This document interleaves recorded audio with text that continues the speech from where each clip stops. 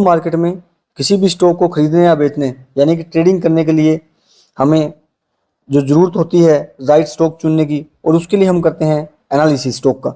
और स्टॉक के एनालिसिस में मेनली दो टाइप के एनालिसिस यूज होते हैं, टेक्निकल एनालिसिस और फंडामेंटल एनालिसिस। टेक्निकल जैसे कि शॉर्ट टर्म के लिए होता है और फंडामेंटल लॉन्ग टर्म इन्वेस्टर्स के लिए यूज किया जाता है। स्टॉक के टेक्निकल एनालिसिस में हम लोग स्टॉक के प्राइस में होने वाले जो अप्स और डाउन्स होते हैं उसको ऑब्जर्व करते हैं और उसके बाद आने वाले या फ्यूचर प्राइस को प्रेडिक्ट करते हैं या अंदाज़ा लगाते हैं, क्योंकि स्टॉक मार्केट में हम किसी भी चीज़ को फिक्स नहीं बोल सकते, इसलिए अंदाज़ा ही लगाते हैं। और उस अंदाजे के बेस पर हम लोग जो हमारी ट्रेड है स्टॉक मार्केट में वो ट्रेड कंप्लीट करते हैं, बाई या सेल की।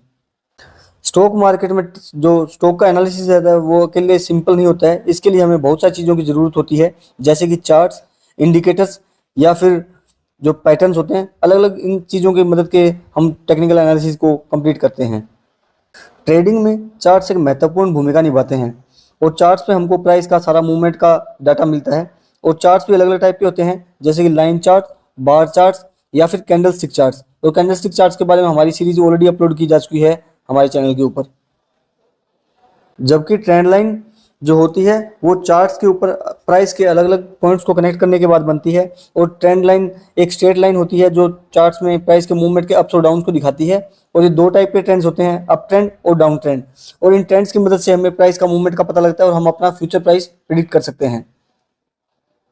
टेक्निकल एनालिसिस में जो इंडिकेटर्स यूज होते हैं उनमें से मेनली मोमेंटम इंडिकेटर्स यूज होता है, और साथ ही साथ मोमेंटम के इंडिकेटर के साथ में मूविंग एवरेजेस यूज होती हैं जो स्टॉक के प्राइस की एवरेज दिखाती हैं। मोमेंटम इंडिकेटर में मेनली जो सबसे ज़्यादा इंपॉर्टेंट यूज होने वाले इंडिकेटर्स हैं वो है RSI और MACD। और मूविंग एवरेज में सिंपल मूविंग एवरेज और एक्सपेंशियल मूविंग एवरेज जो है, यही दो मूविंग एवरेज सबसे ज़्यादा यूज की जाती हैं।